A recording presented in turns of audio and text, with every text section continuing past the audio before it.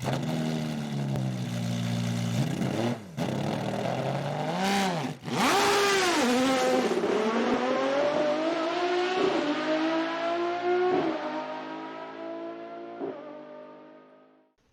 guys, in today's episode we're going to be looking at the prototype classes. An important misconception that seems to be overlooked by some is that these aren't actually Le Mans prototypes, but rather part of Brazil's domestic prototype series, the P1's pace falling somewhere between the Le Mans Prototype 2 and P3 classes. That isn't to say that they aren't fun though. The combination of high downforce and excellent power to weight ratios make them a delight to drive through high speed turns, although as we'll discuss, various engine types used by the different cars play a big part in how they get out of low speed corners. Joining me today is Aatu Liimatainen again, and Sean Perks making his debut on the channel. So let's start off talking about the P4 class. Two cars in it, the MRX Duratec P4, the S2000 MCR, which Sean has some experience with. Yes, I do. Having run two of them while I was at university, race weekends. Model-wise, looks-wise, and pretty much sound-wise, it's very close. It's just a shame that it doesn't drive how I would expect it to, given real life. Yes, you're a bit limited by the lack of front downforce options, aren't you? So the option is basically to either have a draggy understeery car or get loads and loads of pretty dangerous oversteer with it, isn't it? Not enough downforce. And certainly pace-wise, compared to the Duratec and the MRX, it's just not even close. There's sort of two subclasses, it seems. Yeah, I think from testing, I think it was two or 3 seconds slower than the Duratec, the MCR. Yeah, but I'm seeing from the stats they're like two totally different kind of cars. There's like almost 100 horsepower difference, and the MCR is over 200 kilos lighter. So it doesn't really make sense to drive them in one class. Yeah, and I think ironically, actually, they're not too distant on the straight line speed, but yeah, just certainly in terms of the amount of aerodynamic ability, should we say, between the two cars is quite substantial. Depends where you race it.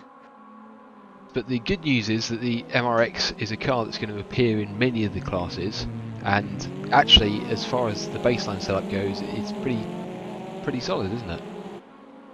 Yeah, I found I didn't change either of the setups, but yeah, the Duratec, it's heavier, it has more power, but it's just so much easier to drive. It's just better in every single way. Absolutely, and myself and Bruce Law found out that if you move the aero balance quite a lot further forward than the default is, so we were running I think 10 on the front wing and 6 on the rear, and then suddenly the car comes absolutely alive, and this is true of all of its variants, so in the later classes as well, that's an important feature to notice. Moving on to the P3 class, 3 options here, 2 Metal Mario MRXs, one with a naturally aspirated Honda engine and another with a Duratec turbo engine, and then the quite bizarre Rocco 001, which again I think Sean has quite good experience with. Yeah, I love this little car. It's so light, so throwable. When I first drove it, it felt really floaty. I think it'd be the best way to describe it. But just seeing the pace advantage that this thing has out of the corners and down the straights, it was just ridiculous. Yeah, it's quite a unique driving experience, isn't it? It's not very like you'd expect a prototype to be, in terms of there's none of the very understeery, or sort of stable is probably a better way of describing it. Get your turning points right. It's a lot more chuck it like you would a 60s touring car, and it just goes. Full heat on the final lap. Yeah, it's very throwable, very fun to drive actually, and very fun to drive on the limit. It's just throw it in, get on the power, and it'll pull through. It's probably one of my favourite cars out of all 4 prototype classes, I have to say, and the one I've driven the most of actually as well. Yeah, it was fantastic. You could throw it anywhere and catch it every fucking time. Yeah, you just turn in, it doesn't really matter what speed you've got down to on the brakes. You just chuck it in and then just see how you sort it out on the way out the corner. Yeah, but is that realistic? I have no idea. Yeah, no, it definitely lends itself to, shall we say, AMS's idiosyncrasies. How that car seems to handle. I mean, judging how the car looks, it's quite high. It almost sort of a Formula Ford GT car, so I could understand how it would not quite be grippy everywhere, but it just seems to be fast. Yes, absolutely, and bizarrely, despite having the least power of the class, it has the highest straight line speed by quite a margin. So I don't know if there's some weird bug with the way that AMS does its calculations and just relying a lot more on frontal area than is necessarily real. Quite possible. Yeah, Quite it is. possible. It is a bit same like in the P4s. It's like a lot lighter and way less power, but it's still up to speed on a straight line, like it was with the MCR. Yeah, no, absolutely.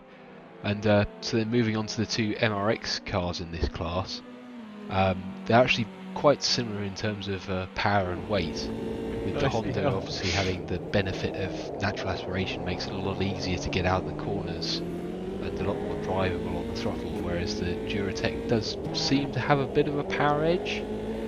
I don't know how much you guys have experience of racing these, but yeah, certainly the Duratec feels like it does have a bit of an edge in terms of outright pace, but the Honda certainly.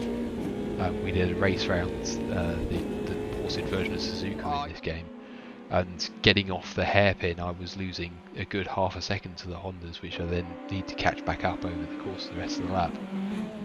So I found that the Duratec, it is faster, but it's harder to find the limit and drive it quickly than the Honda. It has a bit more understeer. It has a bit more understeer, but for some reason I don't know why, but it felt better the more understeer. It is 40 kilos heavier, which is worth noting. The Honda, the Duratec has 355 brake, and the Honda only has 303, which the 40 kilos sort of makes that up, ish. Yes, absolutely. Unfortunately, it's also But obviously, as well as that, as soon as you get to the high altitude circuits, that difference is going to get bigger and bigger. So, yeah, the turbo probably has the advantage, I'd say, over the Honda in the overall. I would still choose the Honda. Yeah, To be honest, I have to agree with Aatu there. I would probably pick the Honda as well as a race car. You guys just suckers for the enormous airbox. Oh yeah, NA all the way, mate. And I like the Japanese manufacturer. Yes, I don't think you've ever mentioned that you used to own a Civic. I used to own a Civic, then I owned an Accord, and now I own a Civic again. Are you back to a Civic? Yeah, but it's a wagon. Ah, see. It's like 2017. Parenthood gets us all. Moving on to the P2 class then, and two options here with another Metamoro chassis and another Duratec turbo in fact, but this time with a nice big Le Mans style fin and exhaust exiting straight upwards, which is a feature that is strangely prevalent in this class with the Sigma P1, an entirely bespoke build car, also featuring a exhaust that fires straight out of the engine cover. So definitely a visually exciting class. Definitely. I do, just looking at the model now, I do like the open wastegates and exhaust. It does look quite cool. This car was actually designed to be a hybrid with a generator in it, with then electric motors on the wheels, but they basically couldn't get the system up and running, which is why it's got the P1 nomenclature, and instead they basically ended up getting rid of the drivetrain they had planned and installing an Audi V8, which is why bits of it escaped the original bodywork. In terms of overall pace, I think the Sigma definitely has the edge, not only as it, generally speaking, I'd say on the bigger circuits, the more European Formula 1 style circuits, so the Spas, the Kyalamis. I'd say it's got an edge in terms of overall performance, but as well as that, the default boost is only around 80%. So if you're only doing sprint races, you can crank that up quite a lot. The Metamara, on the other hand, though, does have the benefit of being exactly like the other versions of the chassis in the lower classes, and is just a really solid, stable platform to tweak your setups from. And certainly against the tighter, twistier ones, it does have the edge. Yeah, just by the looks of it, it looks like the Duratec, the MRX, is like way more lighter. It's way more nimble than the Sigma, so they do it on different tracks. Yeah, I have to say the Duratec is a lot more easy to drive fast. It's lighter. I find I can brake a lot later. It's more stable. Whereas the Sigma, I found it's more floaty. Really snap oversteer on the brakes if you've got any sort of steering input. But yeah, it's faster and it has DRS. Yes, absolutely. Although, as we've discovered, some tyre issues have been coming into that car, and this is a theme that we'll find in the P1 class as well, in terms of just tyre overheating. Suddenly seems to cause big issues, more noticeably with the Sigma P1 than with the MRX. Yeah, the rear, I don't know if it's a DRS glitch or tyres or what, but it just snaps on you. Moving on to the P1 class then, it's dominated by the Metalmara AJR chassis this time, which is it sort of reminds me of a weird combination of the Red Bull X cars from Gran Turismo combined with like a 90s Group C car with the very high wing and very high deck. That's a nice description. But Yeah. it's certainly good fun to drive, although as many of us have commented, the off-centre rev counter is a little bit unhelpful, should we say, and doesn't capitalise on the good view that you otherwise get in the car. Yeah, and I mean, it looks great. I have to say, it looks great. It's that issue though with the DRS rear tyre thing, which I found out horrifically at Jerez. Yeah, it was high speed, long right-hander. I mean, it could just be me over here in the rear tyres. I mean, we know how much I like to spin when I'm in the lead of races. Yes, there's 4 engine options of these cars. The Honda, I think the general consensus is probably the fastest of them, with its nice little inline 4 turbo. It does also get DRS, but as we've discussed, this may well come with a slightly dangerous bug behind it. My next favourite, I'd say, is probably the Judd, which you would assume the V10 would be quite heavy, but compared to the Chevrolet, it just feels very nicely balanced. It doesn't have too much of that sort of Porsche driving feel of just having a really heavy engine behind an otherwise quite lightweight car.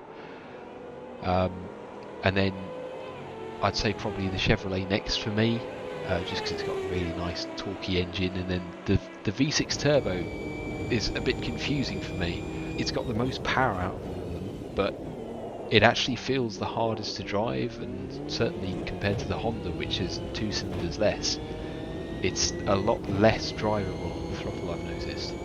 Definitely, I think a lot of the quirks of each engine package you could dial out with a bit of setup work. And then there's the Ginetta. Yes, the Ginetta sadly doesn't quite make the cut, does it? I think it's a bit of a shame in that it is a really, really nice feeling car, and especially since the V1.3 update, it has become possibly my favourite feeling car in the game now. Just from how sort of solid it feels. Yeah, compared to the others, it definitely seems to lack in straight line speed and possibly overall cornering speed too. I think that pretty well sums up the prototype classes for us now, and yeah, thanks for joining us, and thank you to Aatu Liimatainen and Sean Perk for joining me, and Your name is Johnny B. we'll see you guys soon.